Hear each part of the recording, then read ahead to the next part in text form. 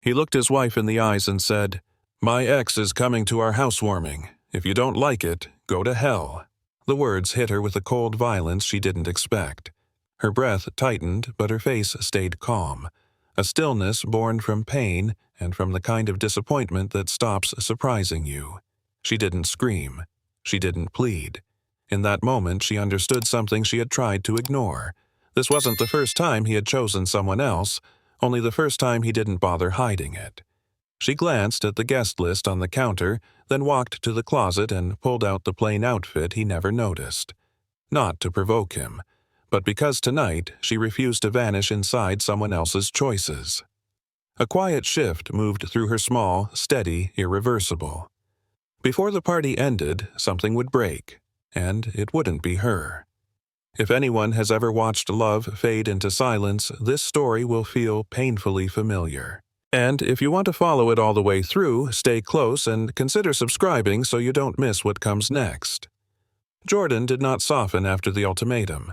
He walked through the townhouse like a man marking territory. He said it was our home, yet every decision came from him alone. Every plan, every detail, every boundary. Nia felt the truth settle like dust on her skin. He did not see her as a partner. He saw her as someone meant to adjust, absorb, and obey. When she stayed silent, he mistook that silence for weakness. He stepped closer. His voice dropped. "Be mature, or we're done." The words were firm, hard, and final. Nia felt a deep sting in her chest. Not because she feared losing him, but because she realized he believed she had no choice. Her quiet became a shield. A way to survive the moment without breaking. She held the silence steady. She let him believe he had won. But inside that stillness, a small crack formed. A crack that would soon become the line between staying and walking away forever. After the ultimatum, Nia asked one simple question. "Who's coming?" Jordan answered without hesitation. "Sabrina Lowell." The name carried a weight she knew well. 3 years of history. 3 years of stories Nia never asked to hear. Jordan spoke the name with a softness he never used for her. Then he added the words that tightened something deep inside her. "She's important to me." Nia felt her stomach sink. She remembered the comparisons. The praise he used to give Sabrina. The way he spoke of her confidence, her looks, her ambition. As if Sabrina was the standard and Nia was always a few steps behind. The quiet ache returned. It wasn't jealousy. It was the familiar sting of being measured against someone who no longer belonged in his life, yet somehow never left his mind. Nia did not argue. She only breathed slowly, letting the truth settle. Jordan had invited the past into their home, and he expected her to smile. Jordan watched Nia's face, waiting for a reaction he could use against her. When she remained calm, he pushed harder. "If you have a problem, maybe you're insecure." The accusation sliced through her chest. A quiet, controlled pain. It was the kind of comment meant to shift blame, a way to make her doubt her own sense of disrespect. Gaslighting wrapped in a tone of false maturity. Nia felt something inside her twist.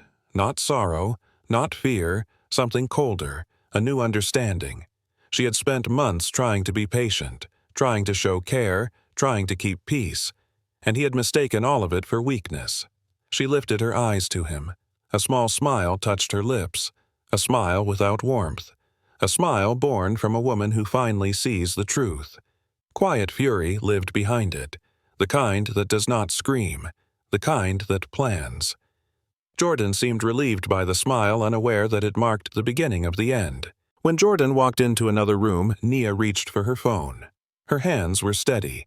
She opened her messages and typed a single line to Ari Thomas. "Is your spare room still free?" Ari replied in seconds. "Always. What's going on?" Nia stared at the screen for a moment. She did not explain. She didn't have the energy to relive the conversation.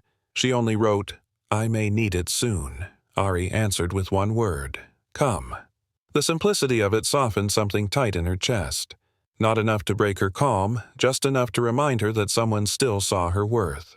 Nia did not cry. She did not tremble. A cold clarity settled into her bones. A quiet decision took shape inside her.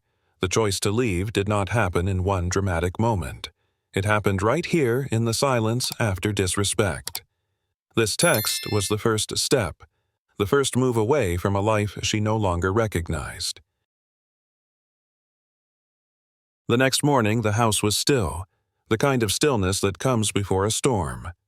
Jordan slept deeply, breathing slow and even as if nothing in the world was wrong. Nia watched him for a moment, not with tenderness but with a strange distance. Then she slipped out of bed and moved through the room quietly. She gathered the pieces of her life that mattered most: her diploma, her technician license, her passport, the old watch her grandfather left her. Each item felt like a piece of her identity, a record of who she had been before she dimmed herself for someone else. She placed them in a neat stack. She didn't take the things that tied her to him, only the things that tied her to herself. The symbolism wasn't lost on her. She was reclaiming the parts of her life he had never bothered to see. The light outside the window brightened, and with it came the first breath of freedom. At Cascade Climate Systems, Nia tried to focus on work, the hum of tools, the smell of coolant, the rhythm of her routine. It grounded her, but Maya Brooks noticed the tension in her shoulders. "You okay?" she asked gently. Nia wiped her hands on a cloth. Her voice stayed even. "Sometimes you don't see the wrong path until someone pushes you to its edge." Maya stared at her.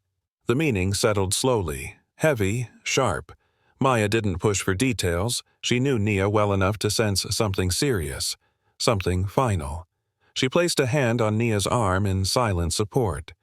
Nia nodded once in gratitude. The rest of the day moved on, but her mind didn't. Her decisions were taking shape.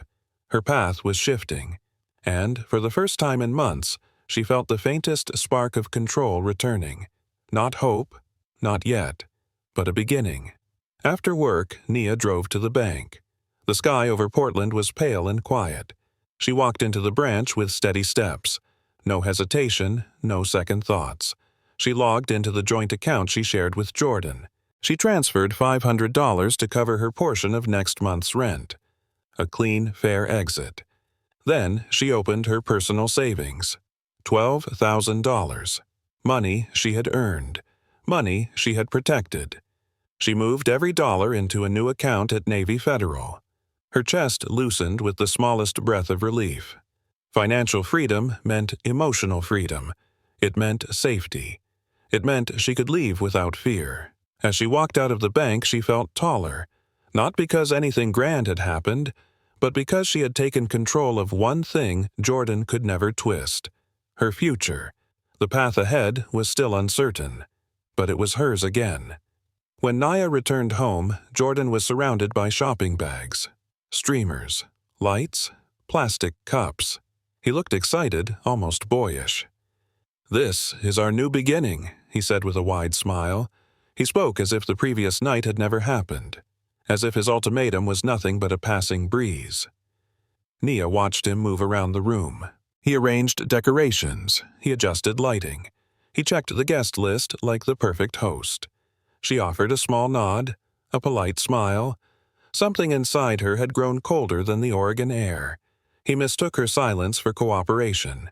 He believed her calm meant agreement, that she had accepted everything he decided. The irony settled deep.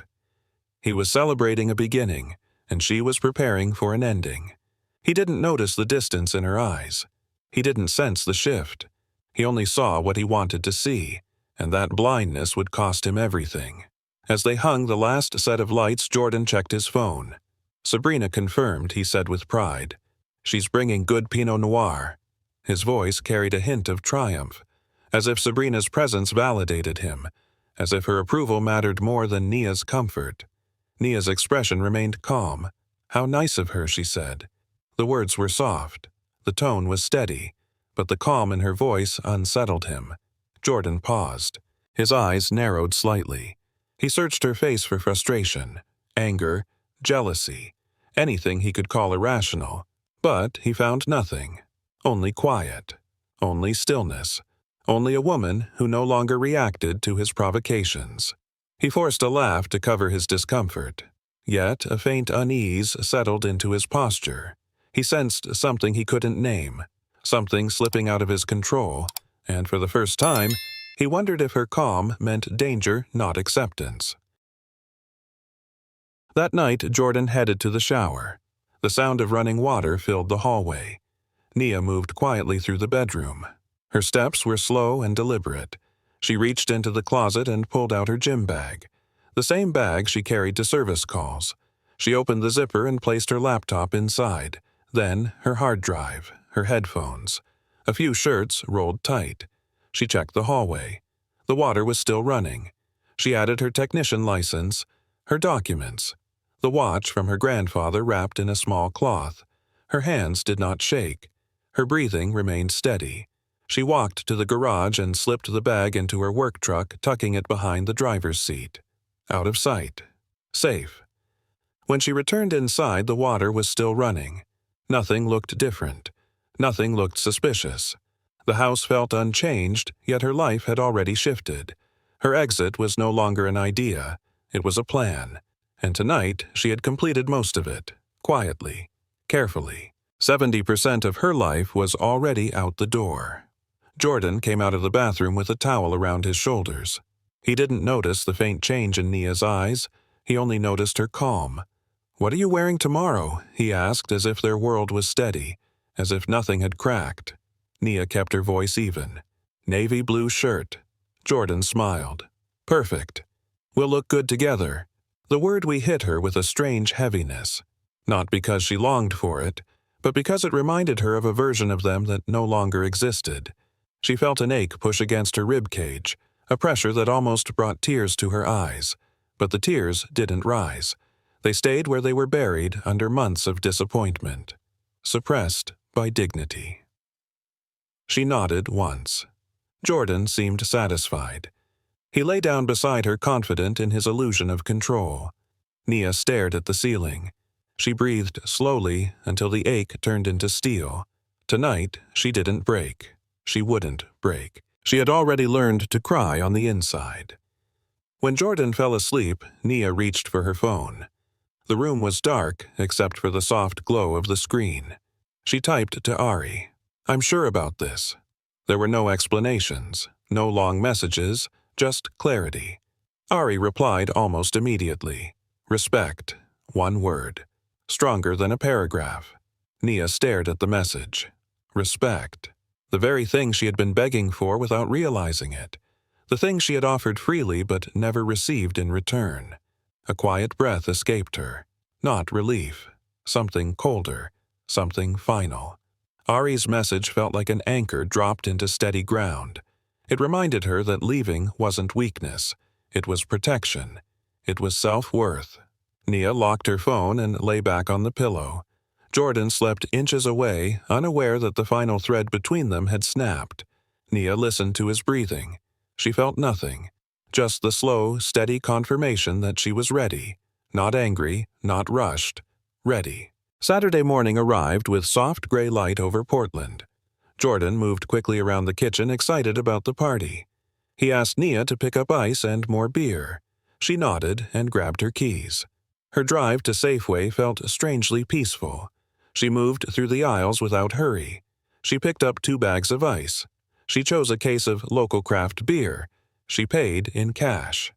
Every action felt like a quiet goodbye, the kind that doesn't need words to be real. She lingered outside the store for a moment. She watched cars pass. She watched families walk in and out. Life around her looked ordinary, but her life was preparing for a shift so sharp it felt like standing at the edge of a cliff. She placed the ice in the back of the truck and sat behind the wheel. She turned on the engine with steady hands. This was the last errand she would run for him, the last task she would complete as the woman he thought he could command. When Nia returned home, the living room was half prepared for the party. Voices drifted in from the hallway as guests began to arrive early. Sierra stepped close to her with a puzzled look. "Why does it feel like his party?" Nia gave a faint smile. "Because it is." Sierra frowned. Confusion settled in her expression. Something about Nia's tone felt different. Steadier. Cooler. She sensed a quiet tension beneath the surface, something sharp and waiting. Sierra didn't press. She only nodded and kept an eye on Nia as more guests entered the townhouse. Jordan moved through the space with ease. He laughed loudly. He shook hands. He explained decorations as if he had planned everything alone.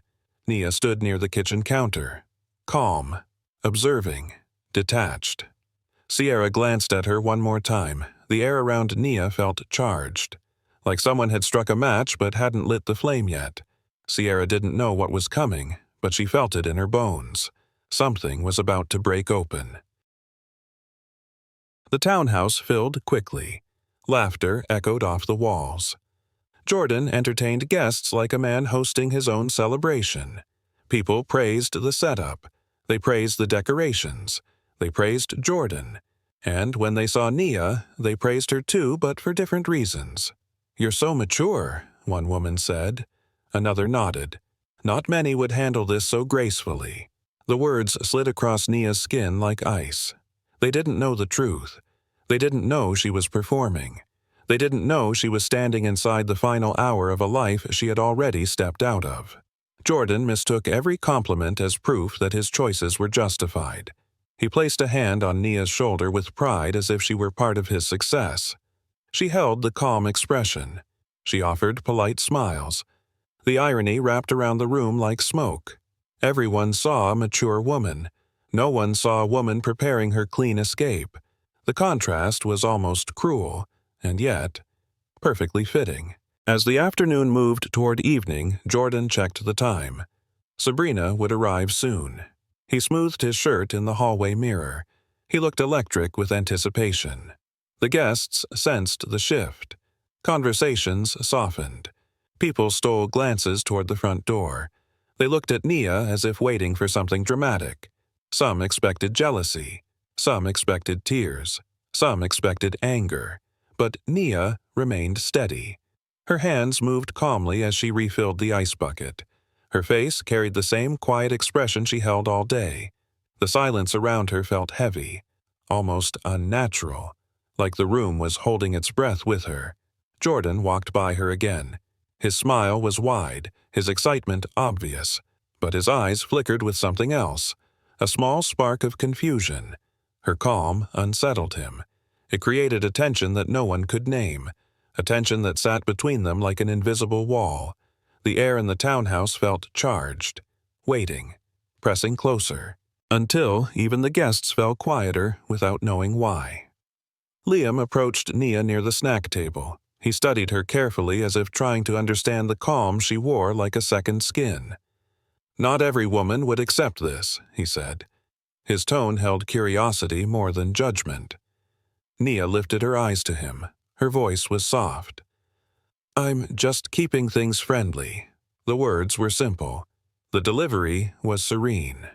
But something in the calm made Liam's spine stiffen. There was no bitterness, no tremor, no forced grace, only a quiet strength that felt almost dangerous. He took a small step back. He sensed something he couldn't explain. Something about her composure felt too controlled, too deliberate, as if she stood inside a silence built for impact. He opened his mouth to speak again, but the moment passed. Nia turned away first. Liam watched her walk toward the foyer. He felt the tension thicken around her. A calm so powerful it no longer felt like peace. It felt like the moment before a storm breaks. Maya hurried to Nia's side. Her voice dropped low. "What's going on?" "The vibe is weird." Nia kept her gaze forward. "Stay," she said, "and keep your phone ready." Maya blinked in surprise. The seriousness in Nia's tone sent a shiver through her. She opened her mouth to ask more, but Nia didn't give her room. Her calm was absolute. Her focus locked on the front door. Maya stepped back. She lifted her phone without drawing attention. Her heart beat faster. She didn't know what was coming, but she trusted Nia enough to stay close. The energy in the townhouse shifted again. A ripple moving through every corner. People sensed the tension building. A silent pressure closing in. Jordan kept glancing toward the door with excitement. Nia kept her eyes steady with a different purpose. Maya stood between them holding her phone, waiting, listening. The moment stretched thin. too thin. Something was about to snap. The doorbell rang. The sound cut sharply through the room. Every conversation stopped. Every breath tightened. It was as if the entire house paused mid-air. Jordan stepped forward instinctively. His smile returned. His excitement grew. He reached out as if he expected to open the door himself. But Nia moved first. Smooth, steady, silent. She reached the foyer before he could cross the room. Her hand touched the doorknob with a calmness that felt unreal. Jordan froze behind her. Confusion flickered across his face. The guests watched with wide eyes. The air felt cold, thick, waiting for the impact no one could describe. Nia didn't speak. She didn't look back. Her fingers tightened slightly on the metal. The house felt suspended, held in a breath that refused to release. The calm around her deepened. A calm born not from acceptance but from certainty. From the quiet knowledge that the moment she opened this door, everything would change.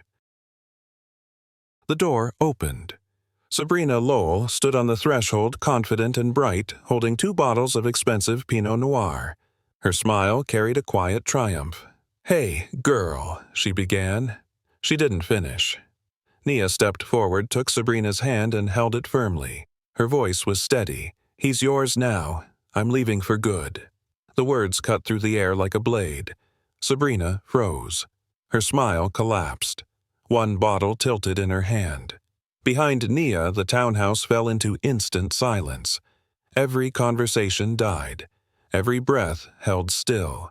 And the moment unfolded exactly as Nia intended. The quiet inside the townhouse was almost painful. Jordan stood motionless, shock draining the color from his face. Sabrina's hand trembled around the bottle. Nia reached for her jacket. She slipped it on slowly, calmly, without shaking. She looked into the room one last time. "Enjoy the party." Her voice was soft but final. No anger, no fear. Jordan moved forward as if waking from a trance, but he didn't reach her in time. Nia stepped past Sabrina and out the door. She closed it gently behind her. The soft click echoed louder than any scream ever could. Nia walked away from the house without hesitation. The night air felt sharp and clean, a contrast to the suffocating tension she had left behind. Her phone vibrated nonstop inside her pocket. Calls, messages, more calls. She didn't check. She didn't pause. She climbed into her work truck, placed both hands on the wheel, and took a long breath. The screen kept lighting up, but she ignored it. As she drove, she passed the glowing windows of the townhouse. Shadows moved inside, frantic and confused. She didn't look, not once. This was her rebirth in motion. Not fast, not dramatic, just steady, just free. When Nia arrived at Ari's house, the porch light was already waiting for her. Ari stood outside, arms crossed, shaking her head with a grin. "You actually did it." Inside, Nia told her everything: Jordan's ultimatum, the calm. She chose the door. The words. Ari listened with wide eyes. "Girl." That was surgical. Nia's phone buzzed again. This time it was Sierra. "Girl," that was legendary.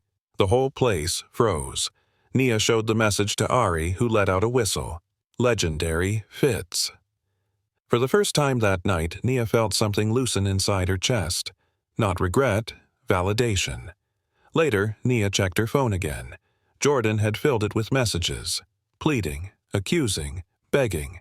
The newest one read, "You humiliated me. Come back. We can fix this." Nia typed her answer. "You asked for maturity. I gave it to you." She hit send. Then she blocked his number. Ari watched from across the room. "That's it. That's all he gets," Nia said. Her voice was calm. This wasn't cruelty. This was closure. By morning, people were already spreading the story. Messages poured in from Jordan's friends defending him, questioning her, blaming her. Nia didn't reply. She got ready for work. She tied her boots. She grabbed her tools. At Cascade Climate Systems, she worked through her calls with focus and quiet strength. Maya stayed close without asking questions. Her phone buzzed again and again. Nia ignored every vibration. She didn't need to defend herself. She didn't need to explain. Her dignity was enough. That evening, Ari appeared in the doorway with a tense look. "He's outside." Nia didn't panic. She simply breathed out. The knocking began. Hard. Desperate. "Nia, please. Just 5 minutes. Please." Ari glanced toward her. Nia shook her head. "Don't open it." Jordan's voice cracked. "I know I messed up. Just talk to me." But she stayed silent. She sat on Ari's couch, hands folded, heart steady. Eventually, the knocking stopped. Through the window, they watched him sit in his car with his head in his hands. But Nia didn't move. She wasn't his to reach anymore. A week later, Nia signed the lease on a small studio. The building was old, but warm. Ari helped her carry the boxes. Inside, Nia opened the windows and let the air fill the room. She painted one wall a soft yellow. She hung her favorite photos. She placed her grandfather's watch on the nightstand. She brought no furniture from Jordan's house, nothing connected to the past. The space felt small, but honest. It felt like breathing after months underwater. Not loud freedom, quiet freedom. Nia stopped at a cafe near work one afternoon. Liam spotted her and walked over. "I heard everything he said, all of it. The party, Sabrina, the move, everything." Nia stirred her tea calm. "He lost a lot," Liam continued. Friends stepped back. Sabrina cut him off. "He moved out of the townhouse. He's living with his parents now." Nia looked up, her gaze steady. "Does that bother you?" Liam asked. "No," she said. "He made his choices. I made mine." Liam nodded slowly. "That's the clearest answer I've ever heard." Nia didn't answer. She didn't need to. 3 months later, Nia's life had settled into a peace she had never known. She played pool with Ari. She hiked on weekends. She read books she once forgot she loved. Her days were quiet, steady, free. Sitting by her window one evening, she reflected on what she had walked away from. She realized that love should never require shrinking. Respect is not negotiable. Dignity is survival. Leaving wasn't abandonment. It was choosing her future over her pain. Choosing herself. If you've ever chosen your worth over someone's disrespect, share this story with a woman who needs to hear it. And follow the channel for more stories that heal, strengthen, and remind you of your power.